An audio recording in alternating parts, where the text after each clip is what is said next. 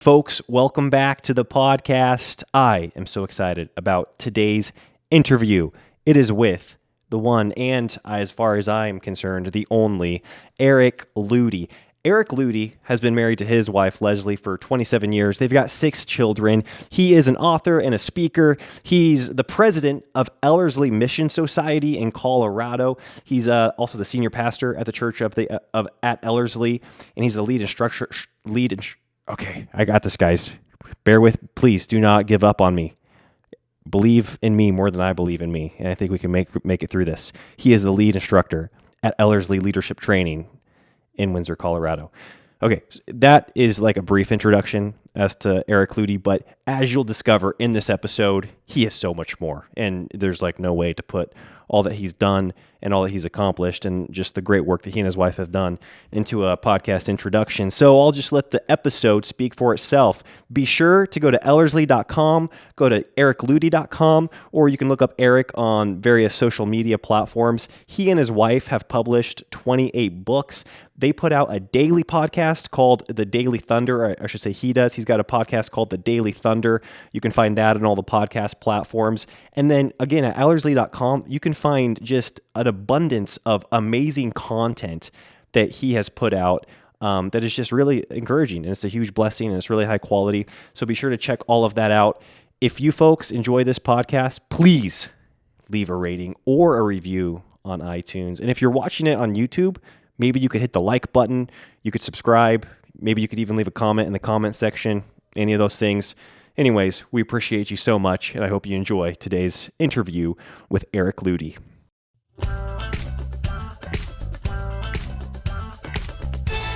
The Now That We're a Family podcast. All right, Eric Ludy. Wow, thank you so much for taking the time to be with us today and to share some of your insights and to share some of your story. I know I really appreciate, I think, everything I've ever seen you put out, which is a lot. You've put out a lot of content, and I've always appreciated it. I know much of our audience already greatly enjoys a lot of what you put out, so really thank you so much for taking the time to be here. I already shared on the introduction a little bit about you, but could you, maybe in your own words, tell us, when somebody asks you what you do, when you get in the elevator, what do you tell them these days?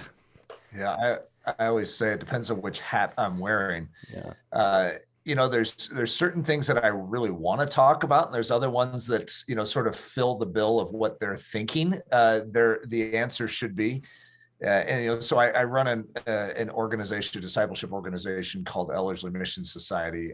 Ellerslie Discipleship Training is what our focus is there, and that takes a lot of my time, and that's usually probably what someone would want to hear. And what I want to talk about is my wife. I want to talk about my kids, and I want to talk about that side of things. Usually in interviews, that's not where it goes. That's what it's funny. Most people are like, tell me about your 17-year-old. That right. Isn't what they talk about. But that is what I do too. It's a big part of my life. Leslie and I have, I think it's 28 books. And so that's been a big chunk of our life too, is the communication side is a big dimension of what I do. And so even though I do have the face-to-face in-person discipleship side of what we do, I also have the pastoral and then also the communicative sides that are big to me. We have a podcast that's been going for 3 years, about 5 days a week. It's called Daily Thunder. We do have our periodic thunderstorms seasons like we're in right now, where we do one a week, but then we have a lot of the year where we're doing about 5 a week. And so it's a lot of content in addition to a sermon on Sunday. So I create a lot of content. Right before this, I was putting together 3 messages for this week to film. So I like it though. It's a tremendous joy what I do. Yeah, I think to say you create a lot of content is an understatement. I mean, just in preparing for talking to you today, I was trying to figure out which direction we could go down. And it's like, choose one of the, 4,000 things that you could speak to and add a ton of value to. And you're making me feel bad if I don't ask about your wife and kids now from this point forward, because that's all, since that's all you want to talk about. And we'll definitely get to that. Yeah. Yeah. And I do want to hear more about Ellerslie and, of course, some of the books you've written and some of your most recent projects. But would you be actually able to tell us kind of about your background, maybe your childhood, what your home was like growing up? A lot of people that listen, I know my wife and I are in the stage of raising children, and it's so interesting hearing about different family cultures and different experiences that people have. So I don't know if you could give us a brief backstory to what your childhood was like going into young adulthood. Absolutely. I had one of those homes that was Italian or Jewish without being Italian or Jewish. It was a lot of noise and a lot of hugs and a lot of attitude and a lot of laughter. So it was, I really have a fondness towards my growing up years, and not everyone does. And so I really cherish that. I remember I was on our back patio. We had a whole father-son gathering. This is a few years ago. And we had fathers and sort of their teenage sons. And I just said, hey guys, out of all the fathers here, how many of you were ever sat down by your father and imparted a vision for manhood, your sexuality? And 2 of us out of 20 strong men that are all strong Christians, 2 of us could raise our hand. Wow. And my dad just passed away the day after Christmas of this past year. And so I've been thinking about it a lot, maybe a lot more than is maybe normal, to be pondering what I was given as a man and the heritage that I have been entrusted and imparted, because I think I received something more than most people do. And I saw a man of God growing up. And I've oftentimes said my dad was perfect, and that, of course, makes everyone uncomfortable. But what I mean by that isn't that he was perfect. Oh, he made plenty of mistakes, and he'd be the first one to tell you, and I would be the second one to tell you. But he perfectly responded to his imperfections, which means he humbled himself. He just made it right. And I really appreciate that heritage too, that the Christian man is after a different sort of perfection. We clothe ourselves in the perfection of Christ, but then when we recognize when the Holy Spirit is touching our heart and convicting us, we just agree and we walk that out. And so I grew up in a home with that. And wow. I think that's a treasure. They didn't have homeschooling back in my day, or maybe they did. It was the illegal version and my parents didn't know about it. Maybe that's a better way of saying it. And I didn't really like school because of it. I mean, the public school system was pretty bad, just to be frank about it. But in light of even the amount of junk I was exposed to growing up, I do cherish, I do look at the reason I'm a strong man now as not being just the fact that I survived that, but I was given something unique in and through it that gave me equipment to think and reason and separate out and discern. And so I don't know if that gives you, it doesn't tell you a lot of details more at the granular level, but that's more of the 50,000 foot level viewpoint of young Eric. Yeah, I love that. So you were in a Christian home, it sounds like, and it sounds like your parents, married throughout. They stayed married. Your for their, the duration of your childhood and their lives. Yeah. I was just getting a Marco Polo from my mom right before I got on the phone here, and she was talking about, how much she misses my dad, and so it's very fresh for us as we're going through this. But yeah, they went the distance, 50 plus years of marriage. And so I've witnessed it. All my grandparents, the same thing, where it was, I think at our wedding, it was hundreds of years, maybe over 200, I don't remember what it was, of marriage. Wow. That was on the stage blessing us from our heritage, both from Leslie's side and my side. Wow, so, that is powerful. Yeah, so we've been given a lot, but to whom much is given, much is required. And so we don't want to bury our talent or our mina of silver. We want to invest it. And I think that's a good summary of what motivates us is we feel like we've been blessed. We want to be a blessing. Wow, that's so cool to hear. And I even love the attribute that you kind of highlighted from your father, and that being one of humility, because regardless of how many strengths we can have as men or as fathers, I feel like the greatest quality we can have is humility. To think of the one thing that God tells us he opposes is pride, and the one thing he gives just abundant grace to is humility. And to think of that position of leadership in a home where you know you're going to fail, you just have to preemptively know you hopefully have it hardwired into you. That's just like, man, I'm going to have humility here to be able to walk out this path and this journey. That's so good to hear. Now, can you share about kind of what the path was that led to you becoming, you said you've authored 28 books. I mean, that's crazy. And I was reading it, and you started pretty young, I believe. I think one of your first books, were you 24 years old? Is that the age that you were? And so what was that like young adult, college age into starting this, ministry stuff? What did that look like? Yeah, well, just to give some perspective, I'm 51 now. And so just in case everyone's trying to figure out how old this guy is. That's right. 51 exactly. now, and I think it was 24 when we published our first book. I've been asked a lot of times by people, it's like, how do I get into writing and speaking? And all I could probably say is, well, I know why you're asking me that. You're trying to figure out what my secret sauce was. But actually, I didn't have a secret sauce unless you call it Jesus Christ, because all we did was stand up for something we believed, and it opened unique doors. And so our love story that we enjoyed, which we're biased, we think it's the greatest love story of all time, was a key that unlocked a door in our culture. It was very interesting because to us, it was just our love story. I didn't come up to other people and ask them about their love story. It wasn't the type of thing I ever did growing up. So I thought it was a little strange when we got married, and it really was an extraordinary wedding. It was an extraordinary process of falling in love. And now suddenly everyone wanted us to talk about it. And I thought this was a private thing. I was actually a little taken off guard by this, and I didn't know what to do with it. And I was actually a little miffed over it. It's like, hey, I don't ask you about your love story. You leave me and my love story alone. So I don't want to say I had a bad attitude, but it was more just a little off. Like I wasn't quite embracing it. Yeah, it doesn't sound like a good attitude. So we were being asked on radio to speak to schools, different events. And I was thinking, you've got to be kidding. It's just our love story. Now, I think it's great. And so maybe that's why they all want to hear it. It's just a cool love story, but it just seemed odd. I didn't grow up hearing people's love stories. And so I didn't know what to do with this. So instead of answering all the questions, Leslie and I decided we were going to spend 3 weeks and just write it down. And then the next person that dared to ask us the question, I was going to stick the book in their face, that we staple bound and we printed off, and say, hey, you know what? We don't talk about this, but you can read this.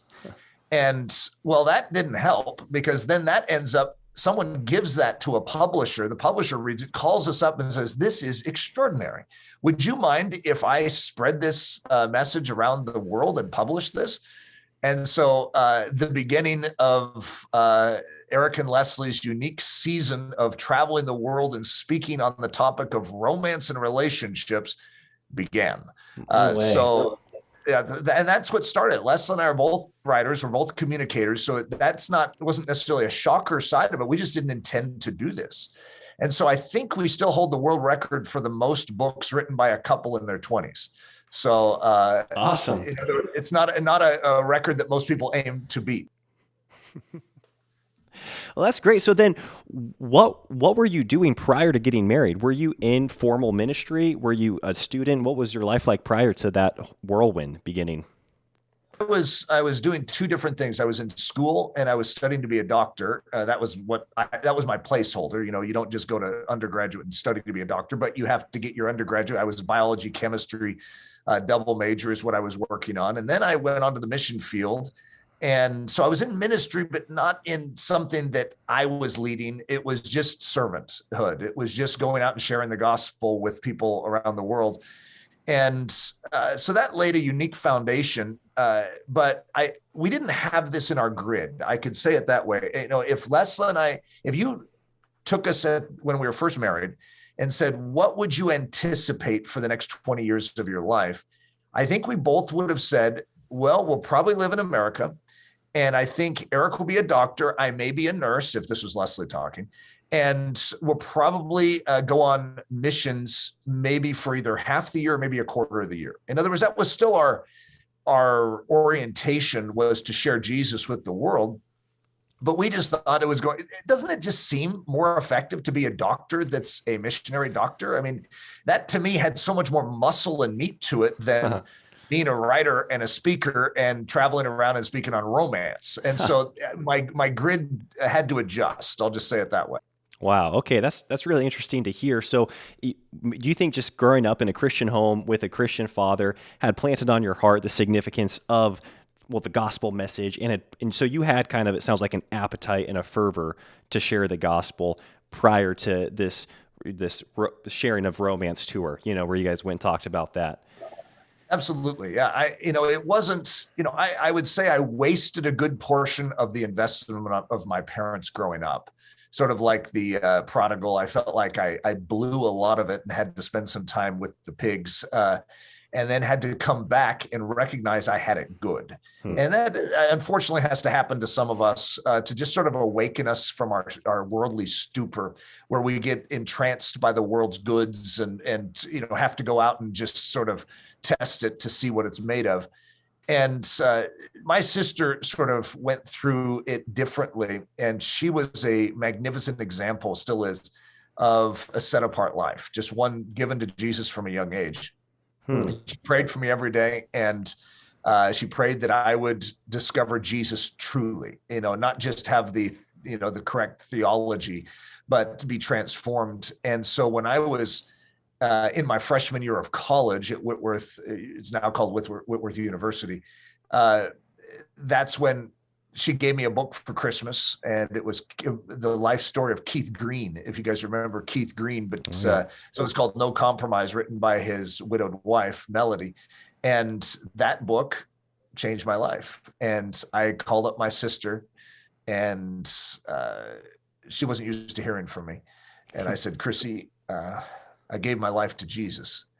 And all she did was cry. She didn't say one word in the whole thing, the whole conversation. She just cried. And that was a pretty good summation of my sister's investment in my life and the significance, not just of my parents, but then of my sister.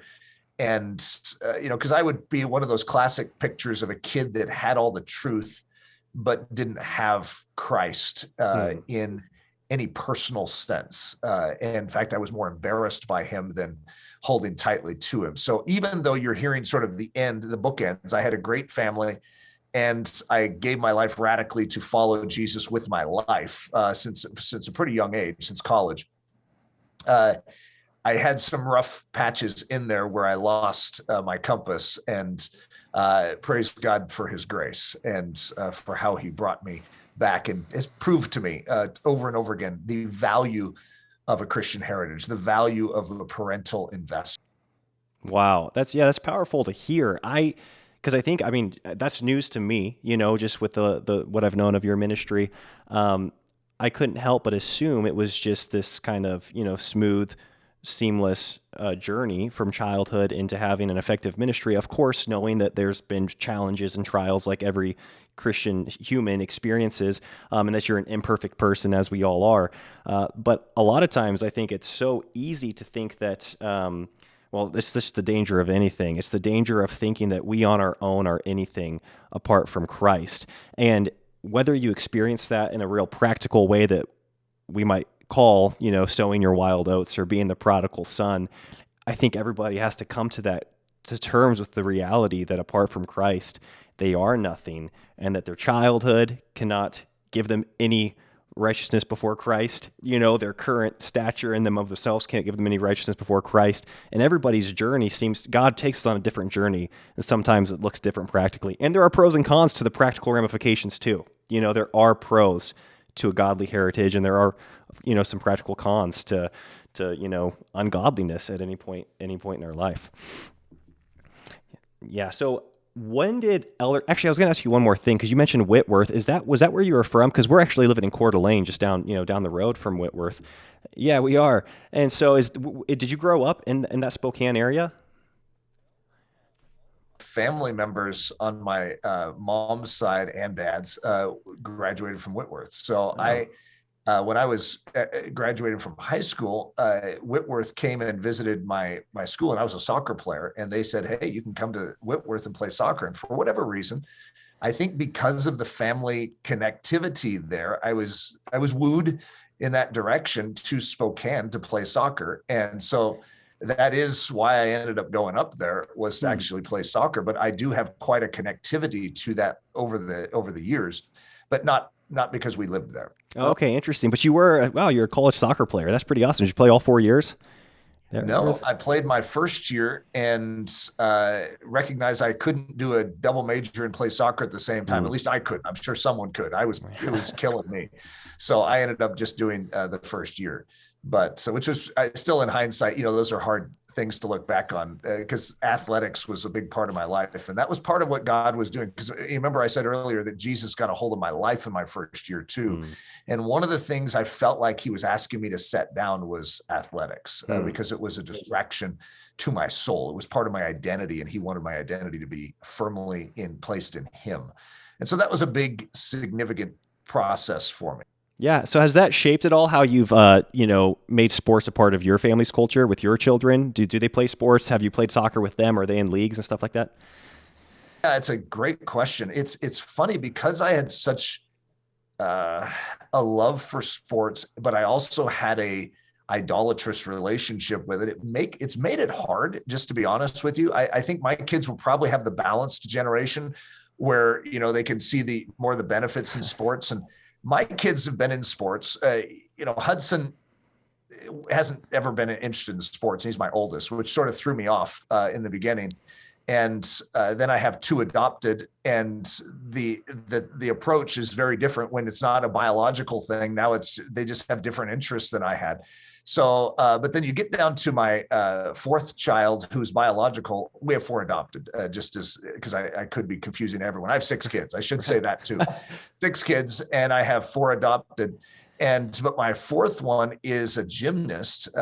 She is 12, and it's actually a different sort of problem. It's like, great. Out of all the sports for you to pick, gymnastics, why do you want to do that? But she loves it, number one, and she's extremely good at it, number two. So for those that know gymnastics, she's like a level 7 in the Junior Olympics. And she's just, she's really good. She's won the state title last 2 years, and now she's doing really good this year. So I'm struggling from a different angle with that, where I love sports, but I've never not put any pressure on it. Leslie could care less about sports. And so I've never once tried to, say, hey, this is important. You need to do this. And I just sort of want it to come to her. And it has, which now is a different sort of problem, because for those of you that know gymnastics, it's sort of a tricky one as a parent to know how you want your daughter to grow up in that. That's not necessarily the environment. If I could pick environments, it's like gymnastics, Hollywood, neither of them would I be interested in progressing my children towards. So those are just unique challenges, but I have a son that was really good in karate, and he's stepped out of that now. So no one in soccer, they've all played it. No one in basketball, all the sports I like, football, they never had a fancy for. So I haven't really been able to invest all my knowledge that I have of sports into my kids. They seem to gravitate towards. Well, that makes it that much easier to sell all of your legendary stories to them. Like if they don't know any better, they'll just take your word for it. That's pretty interesting. Yeah, that's an interesting. Kate, my wife and I talk a lot about sports and art, what we're going to do for children, because I grew up one of 10 children, and we all played organized sports, and we were homeschooled, but we played organized sports in the public school system, basketball and track, and a couple of us played soccer, not me, and golf. And then my wife, on the other hand, did not really play organized sports with the school, but they did. Her dad was intentional about doing sports that they could all do together, so a lot more of the mountain biking, skiing, and so on. And so I'm always curious to hear other people's takes on it that obviously put a high value on family, on discipleship within their home, and have a strong family culture and how that looks for their home, because clearly it's going to look different for everyone depending on how the spouses view it. So yeah, thanks for sharing that. I appreciate that. I mean, it's a really challenging issue, because individualized sports really can create not division, but separation of family. where you can't cultivate it can really mess up family time, which we've seen in gymnastics, which is I have a love-hate relationship with gymnastics because of it. It's a big commitment, but Abby has a tremendous impact on these girls, and she has a tremendous impact on other girls outside because of it. Those are tensions. But yeah, we do a lot of the mountain biking, a lot of hiking. So those are things that we gravitate towards as a family too. So yeah, I totally understand why families sort of struggle with this to figure out where they need to land. Yeah. Are there practical things that you guys do to try to counter that individualized, nature of gymnastics, where you guys find your areas to participate as a family, to show up at or their meets, I guess is probably what you call them, or to travel with her and stuff. Are you guys doing stuff like that, or is it kind of different every week? Yeah, I think we're still sort of learning the process. We do, because there's a lot, it's not just sports, it's even Eric being invited to go speak somewhere, or Leslie being invited to go speak somewhere. We say no to most invites now, for the exact reason you're bringing up. Either we go as a family, which is, as a speaker, it's not very pleasant. When you go as a family, it's a lot more challenging, and it's a lot easier when you're just by yourself and you can prepare things but when your kids are there, they sort of need daddy time. And yet it's hard to give daddy time when you're about to speak. So it's unique, especially with someone like me who's been speaking for decades. And then suddenly you have this new wrinkle of kids in the middle of your speaking. So I just don't say yes to most speaking events. This winter, spring, I had 2 events total, and I said no to everything else. And, I even have it going through my mind, maybe I should say no to everything moving forward, because my priority is my family, and a family just demands constancy. It demands presence. And so like with Abby's, that's my 12-year-old, with her gymnastics, we always have our family time right when she comes home. And then we always have a special thing that we're doing each night. And we have a special time every morning. And a lot of times we're together for lunch during the week. So we're creating those bumpers and those situations where we're all together. And so if something is going to violate that, it's just a no from the beginning. So we're still figuring it out. And I think it is one of those things where every day brings a new challenge, and you have to sort of dexterously manage. We don't like pat answers like, we will never do this, because then there's bound to be an exception to it. But at the same time, we do have a lot of principles that govern our reasoning and our. Wow, that's encouraging. I like that you used the word, I think, constancy in regards to parenting, because my wife and I run some businesses. I run a business by myself, and the nature of a lot of our businesses, I feel like, come in these like they're seasons of push. We're like, okay, we got a big season here and we're going to launch a product, or it's a maintenance mode, or it's a developing a new product, probably similar to you developing new content, new products and whatnot. And a lot of times it's easy for me to take that same mindset into my children, where I'll think, oh man, I'll sprint for this season, and then I'm able to kind of go into maintenance mode. And of course, there are going to come probably seasons in children's life where it is maybe a crisis, or they need an extra amount of intentionality. But I think that word constancy is crucial, because I have to have a different mindset with the nature of parenting and a fatherhood. And it's this constant, patient, but also like a urgent, pursuit of your children, because the season is small that we have them. And I do think that constancy is something that I've seen as being a consistent thread in some of the parents that I look up to and that have had success in their children. So yeah, I really appreciate that. Now, go ahead. Here's the same words: constancy and rhythm. If that's from my sports background, I'm not exactly sure. If that's from a music background, I'm not sure. But it's without that, I feel like, and I can't tell if it's a personal thing for me.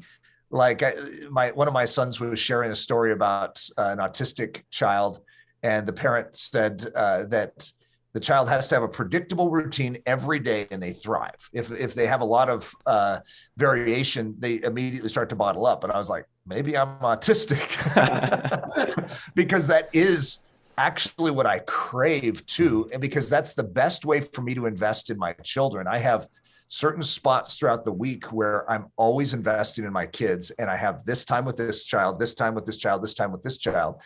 And all it takes is one bomb blast in the week. And I lose that time with that child because that was my time with them. And so I have to be extremely protective of that rhythm throughout the week and I have to receive bombs and find the spot in my day to deal with the bombs, like diffuse it over here, and then make sure I'm protecting that which is core. And Well, that's, I think, so crucial. And do you feel like that's been clear to you since the beginning of marriage and children? Everybody's got their filter of their priorities, and you've already, alluded to the countless opportunities that you and Leslie have, which I'm sure 99% of them are good opportunities. Maybe things that you'd love to be a part of, and yet you find yourself saying no more and more.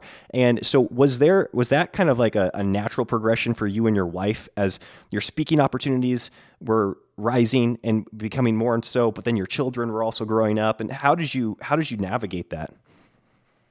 Well, it was definitely not something that was baked into Eric Ludy at the beginning. We were saying yes to everything when we first started because that was spiritual. That's what you did. You were, yes, Lord, yes. And of course, yes is very spiritual. No is very unspiritual. And I would say probably one of my number one life lessons, it does make it into my top 20 life lessons because I do have that mapped out. Awesome. Is the principle of no. And that no is actually how you preserve your yeses. You need to know what your yeses are supposed to be invested in. And then you say no to that which threatens your yeses. In other words, you have limited time on this earth. So you need to know where your yeses are supposed to be spent. They're like your minas, your talents. You need to spend them wisely. And there's just a lot of things that sound good that are not where your yes is supposed to be invested. And of course, children amplify that and actually draw that very clearly to the surface because you can lose your children very easily by saying yes to the wrong things. But to say yes to your children, even at the expense of resource and finances and a more comfortable life or more fame and power, is a very Christian thing to do. So it's a very, very significant thing. We say no to financial opportunities all the time. And we're so used to it that it doesn't even create a stir in us anymore. But back in the beginning, that was huge. And it's like, how could we pass up that money? And so, but as a result, it compromised our life. And so we've recognized it for quite a long time now, but that's become one of the biggest deals. When we started Ellerslie, the principle of no was right at the center. It's like, okay, this is a priority for us. That's the reason we're saying yes to Ellerslie. So when we say yes to Ellerslie, that means we're saying no to a lot of other opportunities in this life. And so we need to remember that. And we need to remember that even when we're doing Ellerslie, we're saying yes to Ellerslie. It does not mean I'm saying no to God. I'm not saying no to my wife. I'm not saying no to my kids. They have a greater yes position than even Ellerslie. And so if all my students know, if Leslie needs to get in touch with me when I'm speaking, I'll say yes. And I'll drop everything. And that's how I disciple them. If I didn't say yes to Leslie in that situation, I'm doing a poor job of discipling them in priority. And my kids, if they ever have a need, I'll drop everything at Ellerslie and leave it all. Even in the middle of a meeting, even in the middle of a teaching, it doesn't matter. Even in the middle of a conference call, I'm gone. And that's how I train my generation in priority, because we have to regain the priority of God, then marriage, then family. Then as an outflow of that, we impact the world with the gospel. But if those three are strong, we're going to be strong to give the gospel. Amen. Wow. You said that saying yes to your children is a very Christian thing to do. And I agree, but I would also say that it's not very common. And a lot of times just because things are biblical or Christian or God honoring doesn't make them a common practice, even within Christian culture and society, because to say yes to, like you said, these spiritual things that are not only impacting lives, maybe around the country or around the world, they also could benefit you financially. They could grow, your impact on a global scale. That is misprioritized if you are doing that at the expense of your children. However, I don't think that you're going to receive a very much backlash from culture and society. For everybody gives you the out, I feel like an easy out. If if you're prioritizing that ministry and saying yes to all those things at the expense of your family. And so I'm just so blessed by your commitment to that. And not only the sacrifice, maybe financially or, and growing your name and fame, but then also not taking what I would consider to be the far easier route, even when it comes to societal acceptance. If anything, you've probably disappointed numerous people that aren't your children, and if it was up to them, they would laud you and applaud you for saying yes to them instead of your children. But you know what God's placed on your heart and what's, right according to him. So so thank you for doing that and sharing that message. I appreciate that. So you mentioned Ellerslie a few times. Can you kind of tell us how that came to be? What was the history of becoming a part of that? Or did you start it? What are the origins of Ellerslie? Yeah. So what is it now? 29 years ago, I wrote I don't know why I have 7 pages in my head, but it was a handwritten, almost like an essay or vision statement of something that I called Men of Honor. And it was what I craved at the time. I was serious about Jesus. I was ready to do what it took to follow him. I wanted the gospel that Paul preached, not the gospel of the modern era. I wanted the real deal. I wanted to prepare for suffering, for martyrdom, to give up everything for Jesus. But I didn't know how to do it. I didn't know I didn't know who to go to be discipled in this sort of living. And so I began to pray very specifically that God would bring a father of the faith to me that would take me under his wing and just sort of give me this deeper understanding, because I have a great father, but he wasn't, he didn't understand this type of stuff that I'm describing. This was like a flourish in my soul from the work of the Holy Spirit when I came to Christ. And I was just like, okay, if I'm going to do this, I want to do it. I'm all in. And I didn't grow up in a version of Christianity that took it that serious. I mean, we were serious, but I mean, hey, this is like a whole new level. And no one knew what to do with Eric at the time. And so I wrote this down. And when Leslie and I fell in love, we also fell in love around this. This was something she held on to too, is that this is what we felt we needed, but Lord, do it through us became the prayer. Lord, disciple us. Even if we don't have a father of the faith or mother of the faith, you could just take us under our wing and train us in this. I pray that you would teach us, you would disciple us, even if it's the hard way, so that we can impact a generation that's going to be asking for the same thing. And that's, in a sense, what Ellerslie is. It started 12 years ago now, the very first, but we had 17 years of prayer for it. And so when we had our first banquet night for Ellerslie, it was truly extraordinary. Hudson was 5 years old. I'd been praying for 17 years for this thing, and suddenly it's happening. And I walked up onto stage, grabbed the mic. It was the very first things that were going to be said at the very first banquet night. And all I could do was cry. That's all I did for about, I don't know, a couple minutes. I just cried. And it was like, people say your life flashed before your eyes. Well, this was like, all of the years, the agonies, all of that prayer flashed before my eyes. It was as if God was saying, you trusted me, now let's do this thing. And it was the whole work of Ellerslie, which is, by the way, where the name comes from, is not a poor combination of Eric and Leslie. Even though I remember when someone brought that up, a friend of ours said, oh, that's so sweet, you're combining your names. And I was like, oh no, that's horrible. If we were going to combine our names, hopefully it would sound better than that. But it's actually the birthplace of William Wallace. And when he married Marion, they built an estate called Ellerslie. And so that's what Edward burned to the ground. But it was, so we call it, our unspoken subtitle is the birthplace of heroes. We want to build the sort of Christianity that is ready to lay down its life for the glory of Jesus. And so that's what we do. And it's been a very, very effective program over the years, fraught with the mischief of the devil, wanting to undermine it and sabotage it. And boy, we have battle stories and battle scars from the last 12 years, but it's been good. And I'm a very, very happy man doing what I do. Wow, praise the Lord. And I mean, thank you for doing that. I think I mentioned before we started recording that 2 of my sisters have been through some of the programs. I know you offer a variety of programs there, so I don't want to butcher which one they went through. And they were extremely blessed by, what they learned and the experience there. Like, as it has the vision, has the content, has the direction of Ellerslie morphed at all over those 12 years?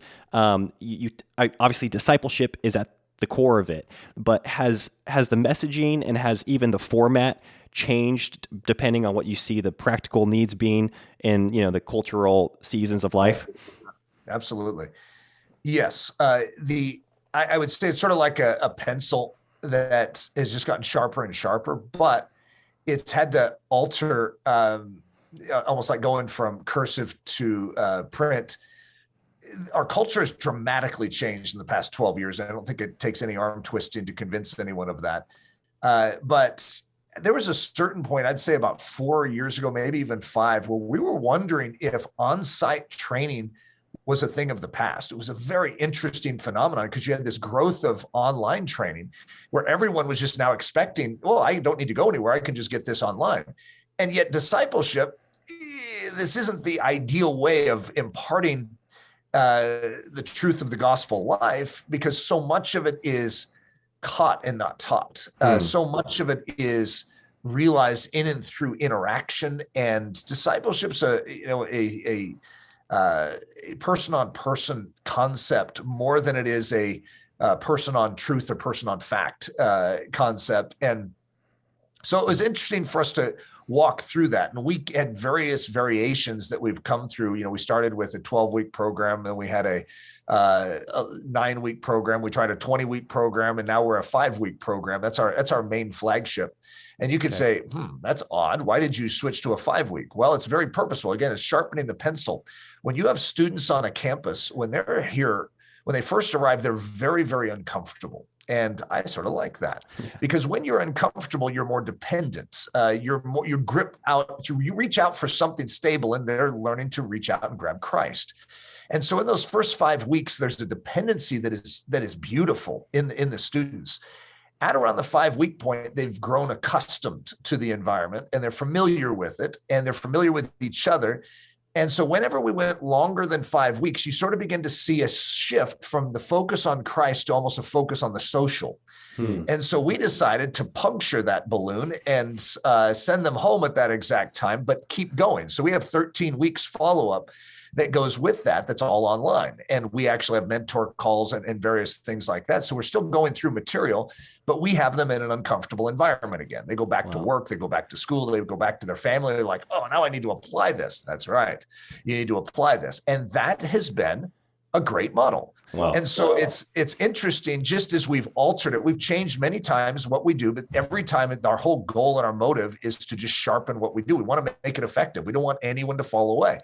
We know that people will fall away, but we don't want it to be because we were dumb. We don't want it to be because we gave a bad product. We want to give something with excellence that truly can impact and change a life and enable them to go the distance.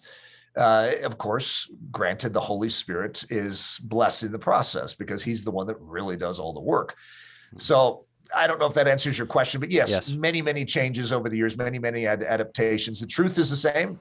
And the way we deliver it has just been modified and altered to retrofit a new and odd generation that we are all experiencing. Yeah, I love that. And how is it, when you first started this, were you and your wife, Leslie, like shoulder to shoulder in the trenches, putting in all the hours with this? And has that shifted over the years? Are you guys both hand in hand running this thing? What's that look like on a practical level in your marriage? Good question. Leslie has, in the very first couple years, Leslie was more involved, but still not, we never taxed her to the degree that she used to be taxed in the early years of our ministry before we had kids, because we didn't have kids for 10 years into our marriage. And, but when we started Ellerslie, we did have kids.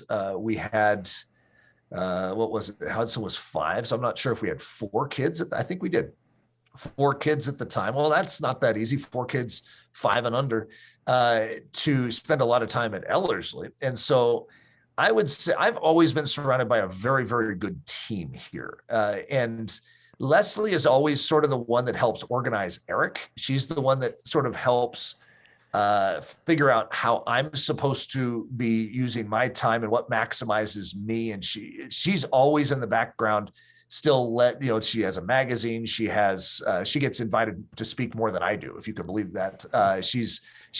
Her podcast has more listens. She's more in demand as a speaker, and she's at home with our kids. What's the deal? I'm like working all hard. There's something special about her voice and what she represents that I think is very, very significant for the hour in which we live. And so even though she's not as much in the leadership side of the practicals at Ellerslie, she's still a very, very much a part of what takes place, just more in the behind the scenes mode. Okay, that's great. Now, in regards to marriage, I don't know if you could speak to kind of lessons you've learned, because you mentioned earlier on, you and Leslie are both communicators, you were both writers, you were both, it sounds like, kind of traveling the world, sharing.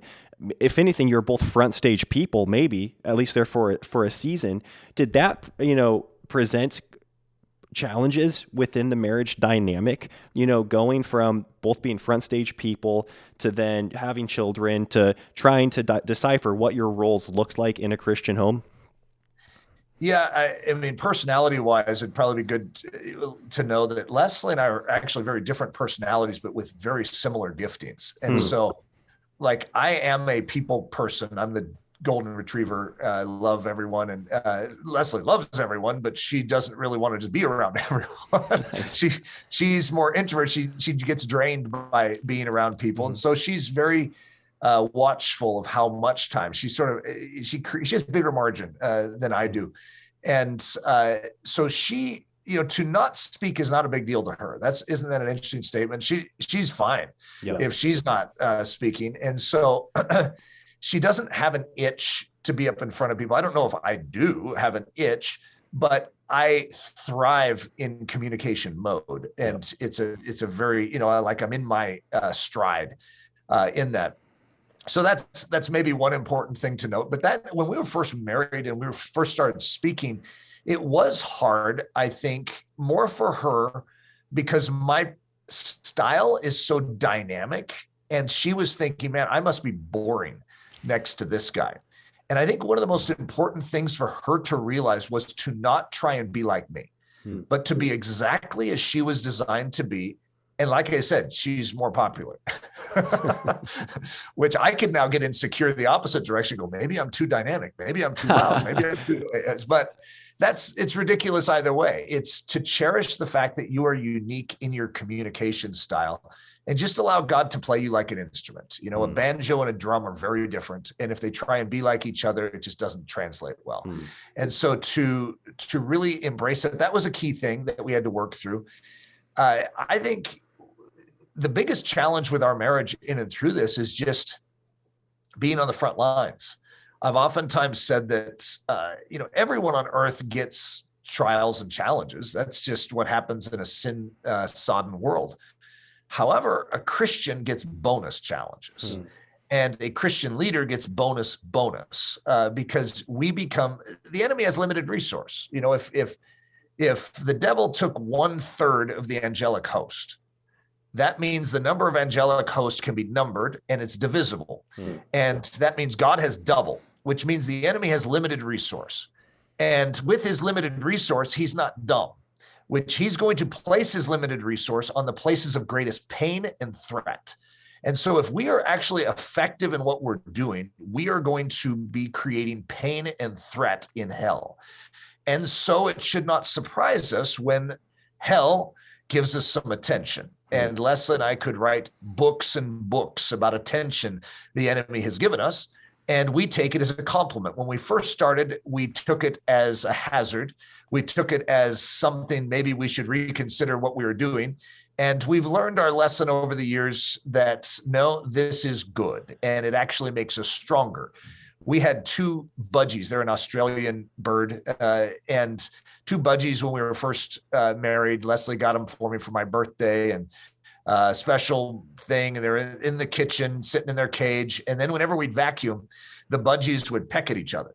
So whenever they had this stress in their life, they'd peck at each other. And I still remember early in our marriage, we saw the budgies pecking at each other, and we thought, Aha. That is exactly what we do. The vacuum in our life starts, and the intention of the enemy is to get us to peck at each other. And it worked. It's really embarrassing to admit that, but it would work. And we would find ourselves pecking at each other, even though neither one of us is creating a vacuum sound.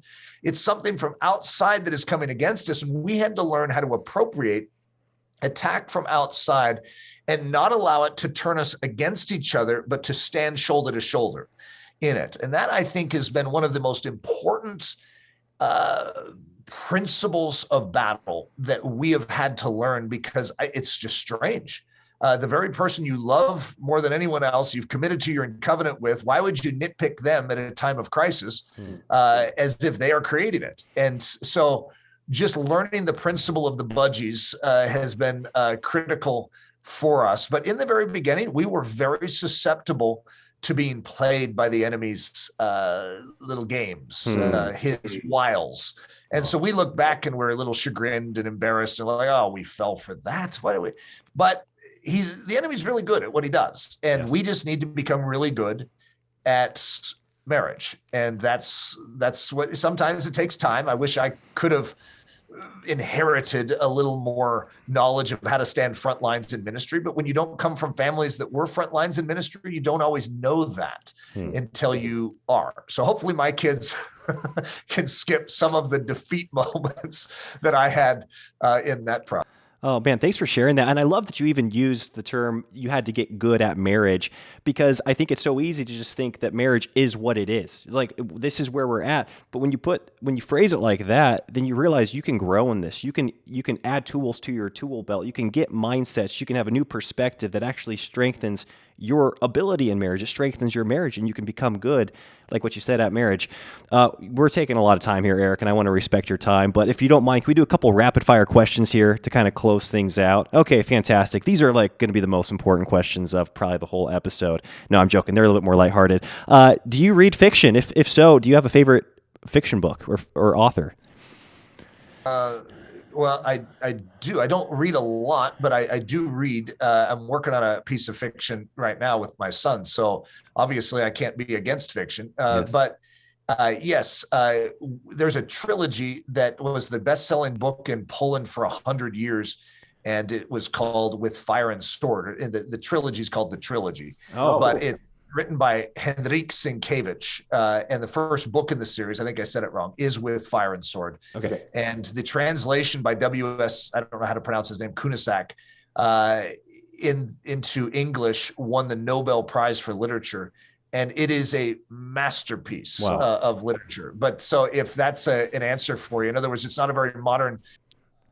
Oh, that's great. No, I love that. That's awesome. Yeah, thank you for sharing that. Yeah, I'm excited to check that out. And then, do you guys have a favorite family vacation spot? We've had quite a few different ones. A favorite one, that's an interesting question.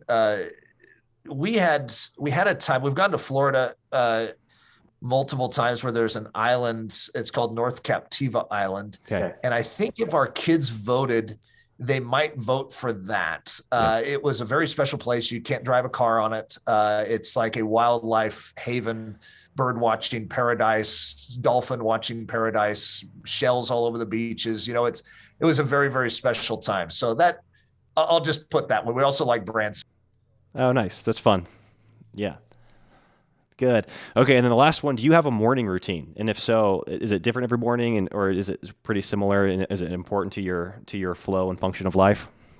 Oh, yeah. My morning routine is the basis of success. In fact, I think my Sunday sermon this week is basically going to be about my foundation hour, or my hour of foundation. I don't remember what I call it. Foundation hour is what I call it. Nice. And how I wake up, even the first moments, the very first thoughts I have are very purposeful. How I move my feet when I am waking up is very aggressive, very spry. I don't want to be defeated by tiredness. I want to rule it. And how I rise up, thinking about Christ, cherishing Christ, preaching to my soul the gospel. And then how I use my very beginning hour of my day, I look at it as that set apart time where I'm laying a foundation, I'm establishing my thinking. And I want to make sure I'm not ruled by the culture, by the world's thinking, by the world's events, by trials in my life, but I'm ruled by Christ's truth and Christ's agenda in my life. And so it's a very, very purposeful thing in how I handle everything from drinking water I should say drinking in the scriptures, but maybe I should say feasting on the scriptures. And so I don't know if that answers your question, but yes, my morning routine is Well, that's not, look out, man. It looks like you're going to conquer anything you put your mind to with that type of morning routine and that type of, I guess, attention to detail. We could probably do a whole podcast episode, it sounds like, on your morning routine. And you mentioned you're going to be preaching a sermon on it. Are your sermons archived anywhere for people to listen to so that we can hear more about your morning routine and how to crush a day like this? So Ellerslie.com.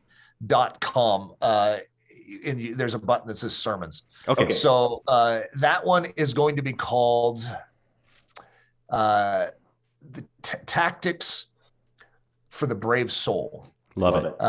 And I'm starting a series called the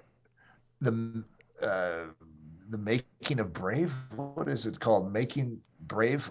Boy, I can't remember what it's called. Okay, you've got some time. Yeah, you've got some time to polish that one up. So yeah, I'm not going to put you on the spot.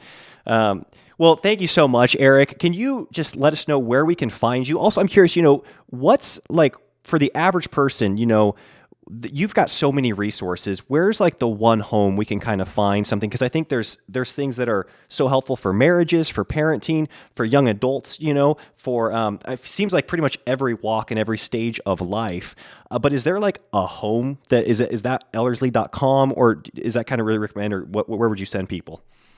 Yeah, Ellerslie.com is going to probably be a good hub. There's ericludy.com, which deals with a lot of my young manhood stuff.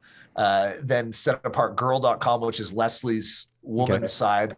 But Ellerslie is probably the best hub. It has all my sermons. It has all of our podcasts, our Daily Thunder podcast. And so there's a lot of rich stuff there. And I'm guessing, I don't search through my own archives online. I have my own computer that I go through when I'm bringing up my old stuff and using it. So I'm not sure what it's like for someone from the outside, but I'm guessing it's accessible. That's been the goal for years, is to make these things accessible. Great. And so that's probably where you could find books. Some of your, you've got some online offerings, I believe, right? Some online products as well as your in-person products, and that's all going to be there. Okay. Yeah, like we have most of our stuff is free too. Like I have a 93-part series on World War II called Spiritual Lessons from World War II. Wow. I would highly encourage anyone that is fascinated with it. I gave it during the year of COVID, like 2020, when it first came about.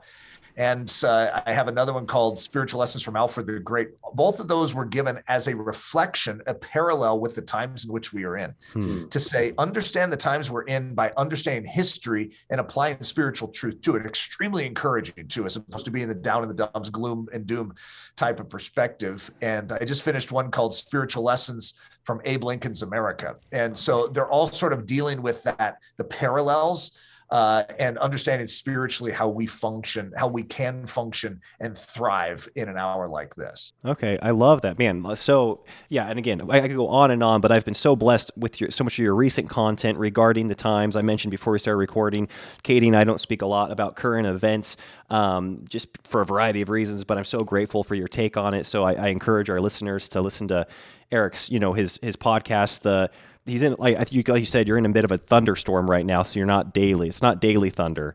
There's a little bit of break in the storm. Yeah, it starts this next week. I don't know when this airs, but when we have a couple weeks every now and then, like currently right this second, we had one release this week. Next week, we'll probably have 4 or 5. Okay, awesome. Wow. We're back into normal mode starting this next week. Yeah. And I think you're sharing a lot of real-time stuff that's so helpful to any Christian that lives in America, probably lives anywhere in the world. So yeah, I encourage any of our listeners to go there. I know I'm consuming that, and it's a huge blessing to me. Eric, thank you so much for being generous with your time and blessing us with so much of your insight and just encouragement. Really, we pray for you guys, and you guys are such a blessing to my wife, Katie, and I in our marriage, and so many people that I know. So thank you so much for what you do. Thanks so much, Elisha. Yeah. All right. Hopefully we talk later. Bye-bye.